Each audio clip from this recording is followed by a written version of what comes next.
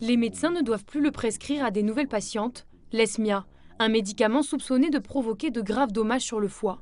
Il est pourtant jugé efficace dans 25% des cas pour réduire la taille des fibromes, des tumeurs bénignes situées sur le muscle utérin. Aujourd'hui, peu d'alternatives existent. Sans l'esmia, on va être un petit peu coincé dans nos choix thérapeutiques puisqu'on dispose de traitements, principalement les macroprogestatifs, mais dont on sait que l'efficacité n'est pas très grande. Et donc je pense qu'on va devoir beaucoup plus recourir à la chirurgie. Je vous rappelle que l'esmia avait permis de diminuer de 25% les interventions chirurgicales pour les fibromes, et donc je pense qu'on va devoir réopérer plus les patientes. L'Agence européenne du médicament recommande aux gynécologues de ne pas démarrer de nouveaux traitements. Mais pour les patientes actuellement sous esmia, des examens sont à prévoir. Les patients qui sont actuellement sous esmia, pas d'inquiétude.